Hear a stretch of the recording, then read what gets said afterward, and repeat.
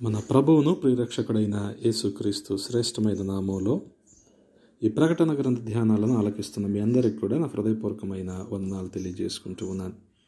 ప్రభు మహాకృపా కనికరాలను బట్టి అనేకమైన విషయాలను మనము తెలుసుకోవటానికి, యేసుక్రీస్తు వారి రెండవ రాకడ సూచనలు మనం తెలుసుకోవటానికి పరిశుద్ధాత్ముడు ఎంతగానో సహాయం చేస్తూ ఉన్నాడు. అందుబట్టి నేను ప్రభువుని స్తుతిస్తూ ఉన్నాను. అలాగే ఎంతో శ్రద్ధతో ఆలకిస్తున్న మీ అందరికీ కూడా నా హృదయపూర్వకమైన వందనాలు తెలియజేస్తూ ఉన్నాను. రండి, ప్రకటన గ్రంథ ధ్యానాలకు మరొకసారి మీకు ఆహ్వానం తెలియజేస్తూ ఉన్నాం. తలలు వంచండి, కళ్ళు మూసుకొనండి, ప్రార్థించుకొని మరికొన్ని రాకడ సూచనలను తెలుసుకుందాం. మహాగణుడ, మహోన్నతుడ, సర్వశక్తి కలిగిన ప్రభువా, మరొకసారి నాయన మీ పాద సన్నిధి చేరి ఉన్నాం. ఈ ప్రకటన గ్రంథ ధ్యానాలు కొనసాగటానికి మీరు కృపను చూపిస్తున్నారు, మీకు స్తోత్రాలు ప్రభువా.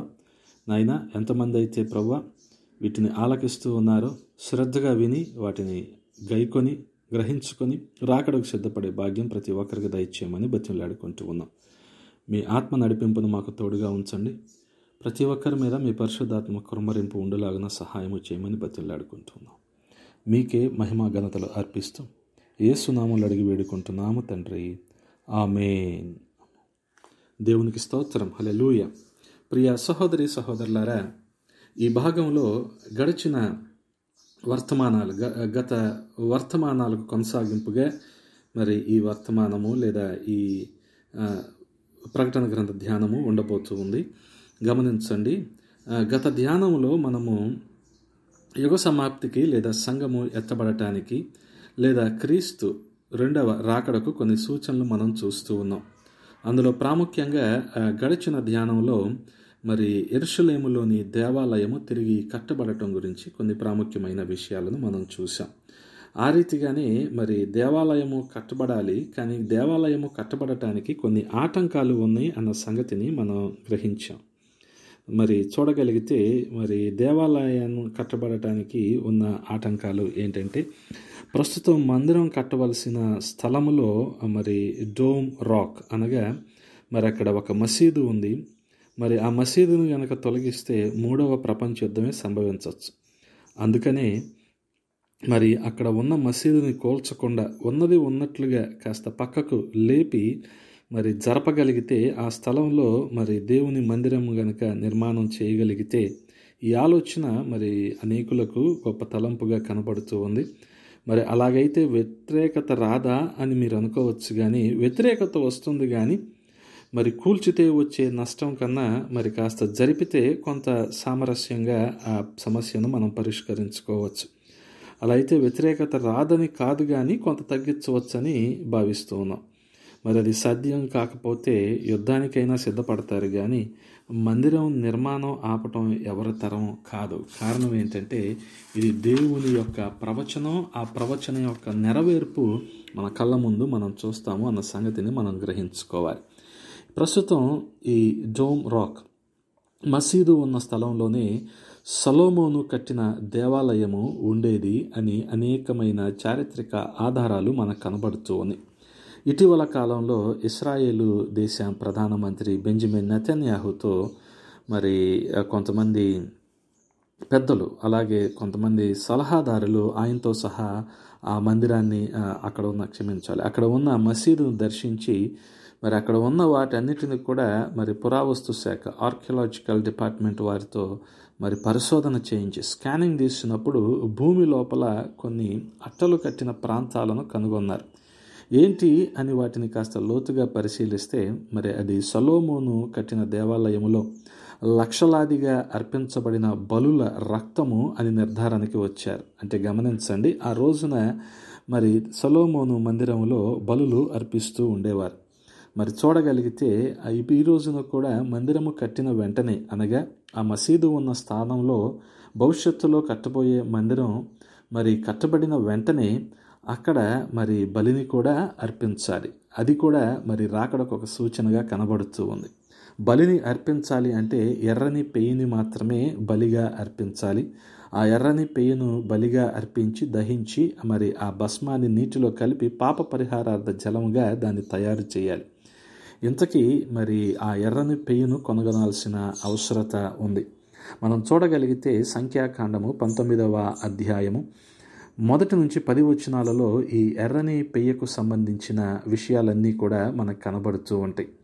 మరి ఆ ఎర్రని పెయ్యను కనుగొని దాన్ని దహించి ఆ భస్మాన్ని నీటిలో కలిపి పాప పరిహారార్థ జలాన్ని సిద్ధపరచాలని మరి యెహోవా దేవుడు మోషేకు ఆ రీతిగానే అహరోనులకు కూడా మరి తెలియజేసినట్లు అక్కడ మనకి లేఖన భాగాలు కనబడుతూ ఉన్నాయి. మరి ఇంకా ఆ ఎర్రని పెయ్యకు సంబంధించిన లక్షణాలు మనం చూడగలిగితే మరి ఎవరూ కూడా ఎప్పుడూ కూడా కాడి మోపనిదిగా ఆ ఎర్రని పెయ్యి ఉండాలి. అంతేకాకుండా మరి కలంకం లేనిదిగా, మచ్చ లేనిదిగా మరి ఆ ఎర్రని పెయ్య ఉండాలి అన్న సంగతిని మరి అక్కడ చాలా స్పష్టంగా యెహోవా దేవుడు వారికి ఒక కట్టడనిచ్చినట్లుగా మనం చూస్తూ ఉన్నాం. నేడు ఇశ్రాయేలీలందరూ కూడా ఆ ఎర్రని పెయ్యి కోసం మరి విస్తృతంగా అన్వేషిస్తూ గాలిస్తూ ఉన్నారు.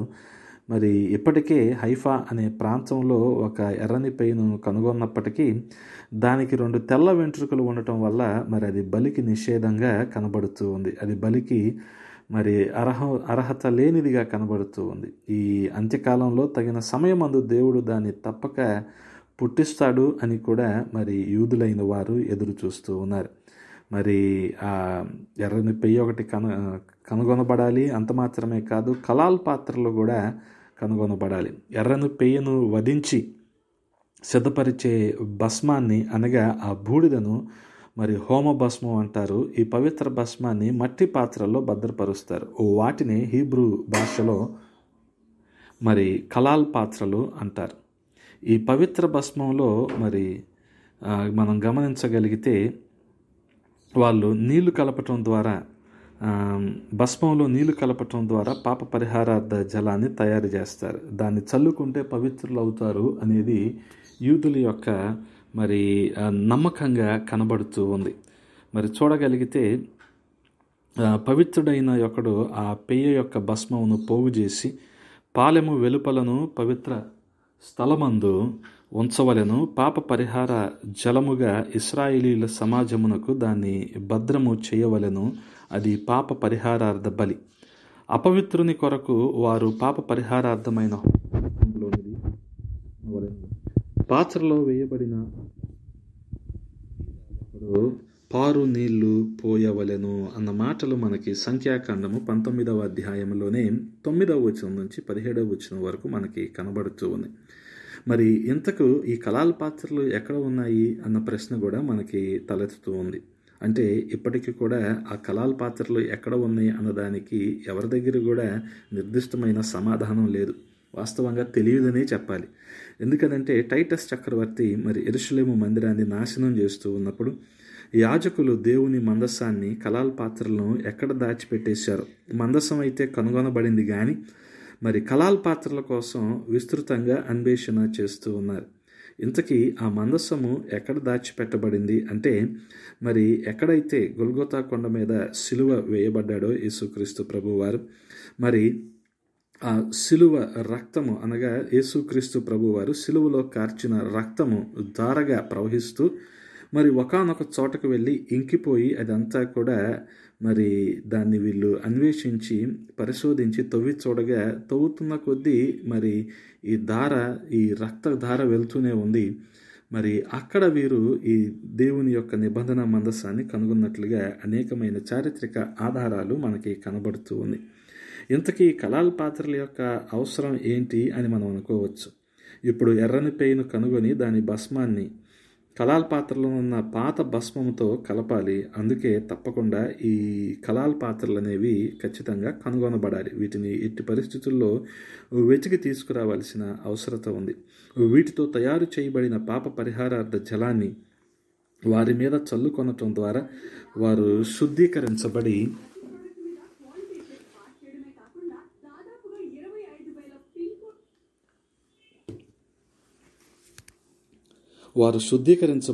దేవాలయంలోనికి ప్రవేశించడానికి అర్హులవుతారు. లేని పక్షంలో దేవాలయంలో ప్రవేశించే అర్హత లేదు. అందుకనే వారు కట్టబడే లేకపోతే భవిష్యత్తులో నిర్మించబడే ఆ యెరూషలేము దేవాలయంలోనికి ప్రవేశించాలంటే వాళ్ళు శుద్ధీకరించబడాలంటే వారి మీద ఈ పాప పరిహారార్థ జలం అనేది ప్రోక్షించబడాలి. పాప పరిహారార్థ జలము సిద్ధపరచాలి అంటే అంతకుముందు కలాల్ పాత్రలో ఉన్న భస్మంతో పాటు ఇప్పుడు మరి ఈ ఎర్రని పెయ్యను కొనుగొన్న తర్వాత దాన్ని కూడా బలిగా అర్పించి దాని భస్మాన్ని కూడా కలిపి జల్లుకుంటేనే అది సంపూర్ణమైన పాప పరిహారార్థ జలంగా మారుతుంది. కాబట్టి ఈ కలాల్ పాత్రలు కనుగొనబడాలి. మరి ఈ కలాల్ పాత్రలోని జలాన్ని జల్లుకొని శుద్ధీకరించబడకపోతే ఇశ్రాయేలీయులు ఎవరికి కూడా దేవాలయంలో ప్రవేశించే అర్హత లేదు అనే చెప్పాలి. ఇశ్రాయేలీయులు దేవాలయంలో ప్రవేశించగానే సంఘము ఎత్తబడుతుంది. దేవునికి స్తోత్రం, హల్లెలూయా. ఈ మందిరంలో ప్రవేశించిన ఇశ్రాయేలీయులు ఎత్తబడే సంఘములో ఉండరు. అంటే గమనించండి, 7 ఏండ్ల శ్రమకాలంలో వీరి కొరకు 2 సాక్షులు దేవుని చేత పంపబడి ఆ 2 సాక్షుల ద్వారా వీరు రక్షణలోనికి నడిపించబడతారు. దేవునికి స్తోత్రం, హల్లెలూయా.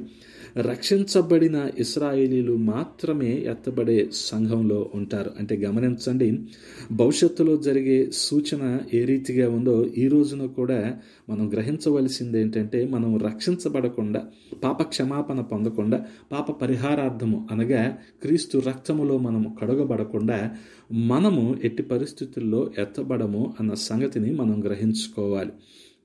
అంటే రక్షించబడితేనే మనము ఎత్తబడతాం. ఇకపోతే మరి ఎప్పుడైతే సంఘము ఎత్తబడుతుందో, ర్యాప్చర్ జరుగుతుందో, మరి ఆ సమయంలో మరి అక్కడ నుంచి 7 సంవత్సరాలు ఈ భూలోకం మీద శ్రమలు అనేవి ఉంటాయి. అంటే గమనించండి, శ్రమలు గుండా పోకుండా సంఘము ఎత్తబడదు.